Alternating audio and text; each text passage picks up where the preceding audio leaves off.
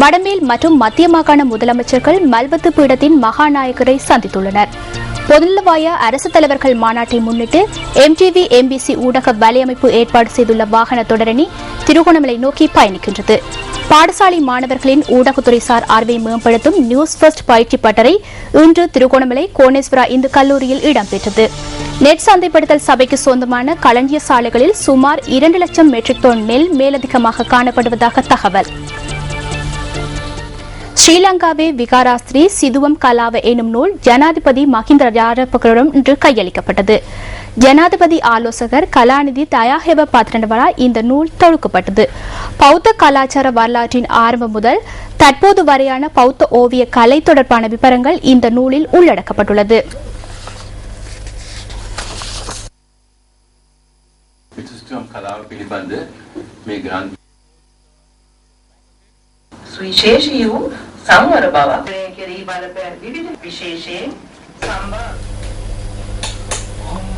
மத்திய மாகாண முதலமைச்சர் சரத் ஏக்கநாயக்க தலதா மாளிகைக்கு சென்று இன்று வழிபாடுகளில் ஈடுபட்டார். இன்று காலை தலதா மாளிகைக்கு சென்ற மத்திய மாகாண முதலமைச்சர் தியவடனே நிலைமை பிரதீப் நிலங்க தேலவினால் வரவேற்கப்பட்டார்.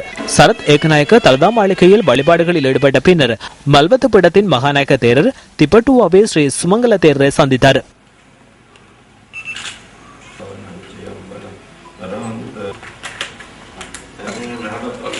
இதேவேளை வடமேல் மாகாண சபை முதலமைச்சர் தயாசிரி ஜெயசேகர மல்வத்து பீடத்தின் மகாநாயக்க தேரர் திப்பட்டுவாவே ஸ்ரீ சுமங்கல தேரரை இன்று சந்தித்தார்.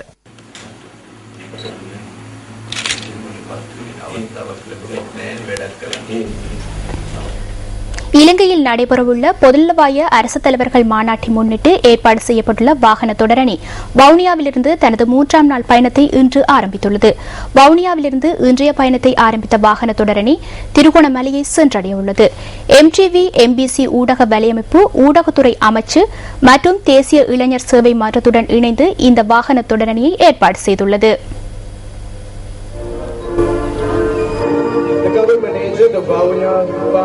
இலங்கையில் நடைபெறவுள்ள பொதுநலவாய அரசு தலைவர்கள் மாநாட்டை முன்னிட்டு ஏற்பாடு செய்யப்பட்டுள்ள வாகன தொடரணி இன்று காலை வவுனியாவில் இருந்து தனது 3வது நாள் பயணத்தை ஆரம்பித்தது. வவுனியாவில் இருந்து திருகோணமலை வரை பங்களாதேஷ் தேசிய கொடியுடன் இந்த வாகன தொடரணி பயணிக்கின்றது.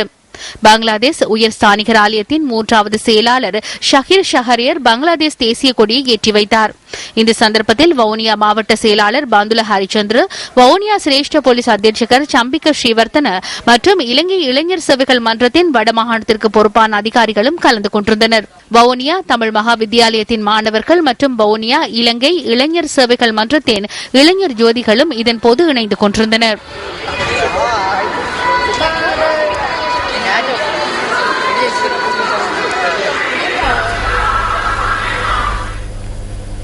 இலங்கையில் நடைபெறவுள்ள பொதுநலவாய அரசு தலைவர்கள் மாநாட்டை முன்னிட்டு ஏற்பாடு செய்யப்பட்டுள்ள வாகன தொடரணியின் புதிய தகவல்களை அறிந்து கொள்வதற்கு அங்கிருக்கும் எமது அலுவலக செய்தியாளர் ராசதுரை ஜெயரூபனிடம் நாம் இணைத்துக் கொள்கின்றோம். வணக்கம் ஜெயரூபன்.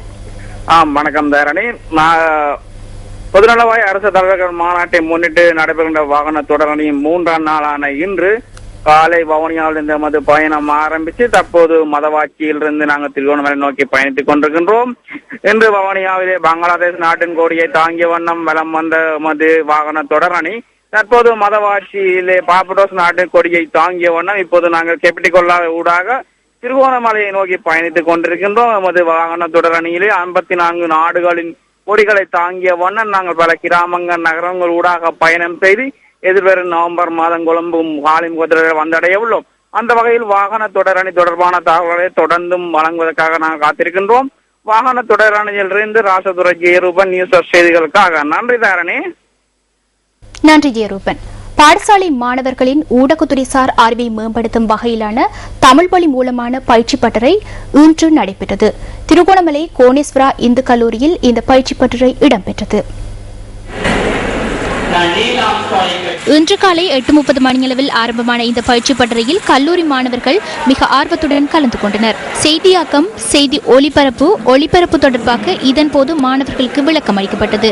அத்துடன் மாணவர்களின் உடல்நல மேம்பாடு தொடர்பிலான பயிற்சிகளும் இதன்போது வழங்கப்பட்டன.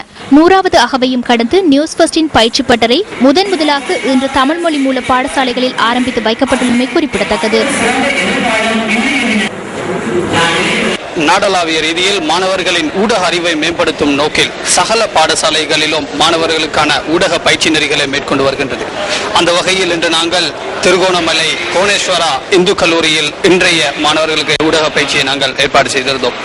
இதன் போது மாணவர்களின் ஊடக அறிவை மேம்படுத்துவதற்கு தேவையான விடயங்கள், செய்தி தயாரித்தல், செய்தி ஒளிபரப்பு செய்தல் உள்ளிட்ட சகல விடயங்களையும் உள்ளடக்கிய ஒரு விசேட செயலமர்வை ஏற்பாடு செய்து இன்று நாங்கள் நடாத்தி முடித்தோம். நியூஸ் ஃபர்ஸ்ட் செய்திகளுக்காக திருமலை கோணேஸ்வரா இந்து கல்லூரியிலிருந்து அகமது.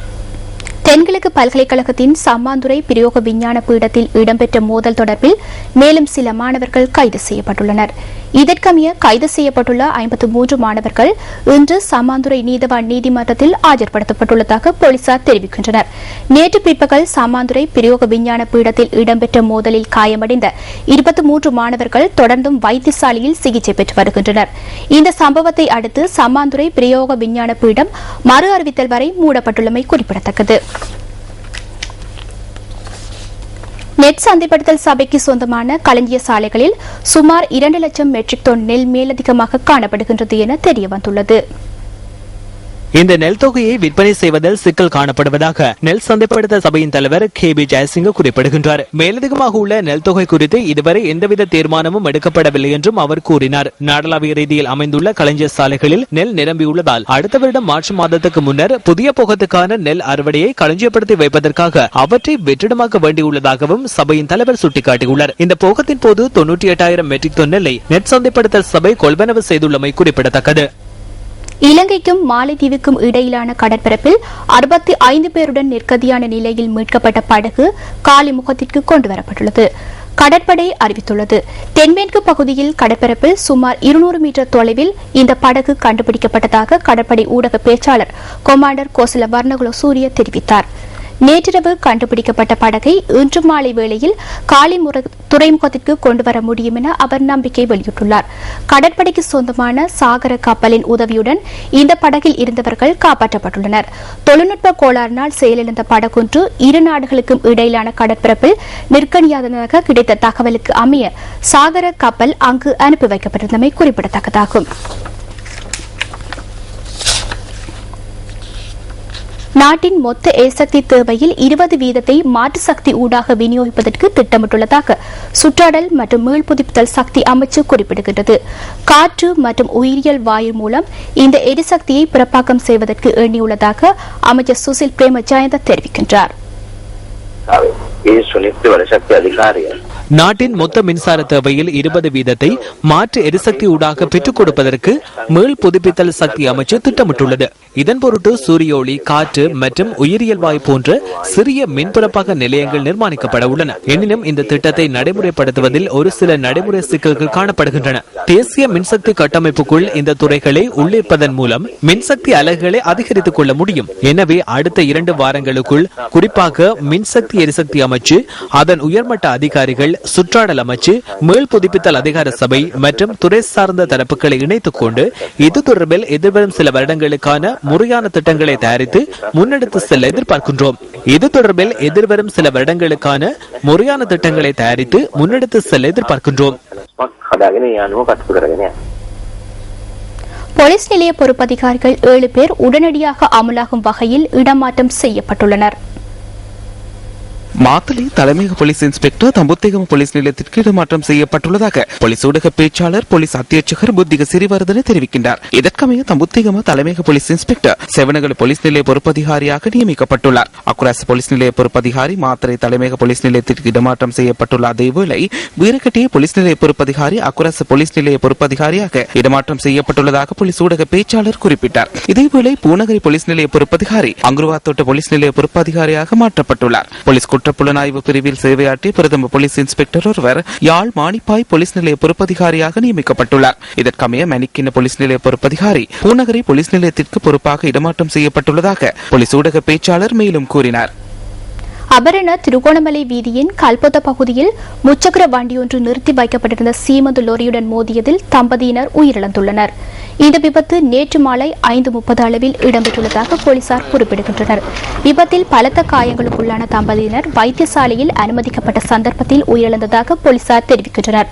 இதேவேளை விபத்தில் காயமடைந்த மேலும் இருவர் 3 வயது பிள்ளையொன்றும் காயமடைந்த நிலையில் கந்தலாய் வைத்தியசாலையில் அனுமதிக்கப்பட்டுள்ளதாக போலீசார் மேலும் கூறுகின்றனர்.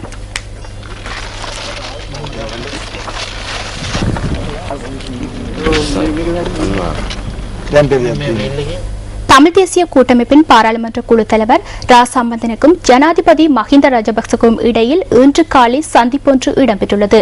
அலரி மாளிகையில் நடைபெற்ற இந்த சந்திப்பில் தமிழ் தேசிய கூட்டமைப்பின் பாராளுமன்ற குழு தலைவர் ரா சம்பந்தன் கலந்து கொண்டதாக ஜனாதிபதி ஊடக பிரிவு தெரிவித்துள்ளது. இதேவேளை தமிழ் தேசிய கூட்டமைப்பில் அங்கம் வகிக்கும் கட்சிகளின் பிரதிநிதிகளுக்கு இடையிலான முக்கிய கலந்துரையாடல் ஒன்று தற்போது நடைபெற்று வருகின்றது. பம்பலப்பிட்டியில் உள்ள கட்சியின் அலுவலகத்தில் இந்த கலந்துரையாடல் நடைபெறுகின்றது. ஐசிஎல் உள்ளரங்க கிரிக்கெட் தொடரில் இந்தியாவிற்கு எதிரான போட்டியில் 96-34 எனும் ஓட்ட வித்தியாசத்தில் இலங்கை வெற்றி பெற்றுள்ளது.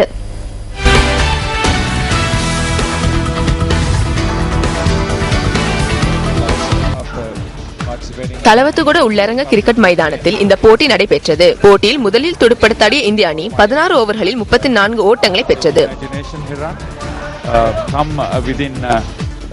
12 calendar months, the Masters World Cup next month, and then பதிலளித்தாடிய இலங்கை அணி 16 ஓவர்களில் 96 ஓட்டங்களை குவித்தது. அதன்படி 96-34 என்ற ஓட்டங்கள் அடிப்படையில் இலங்கை அணி வெற்றி பெற்றது. இதேவேளை இலங்கை மற்றும் ஆஸ்திரேலியா அணிகளுக்கு இடையிலான போட்டி இன்று நடைபெற உள்ளது. இந்த போட்டிகள் MTV ஸ்போர்ட்ஸ் அலைவரிசையில் நேரடியாக ஒளிபரப்பப்படுவதும் குறிப்பிடத்தக்கது.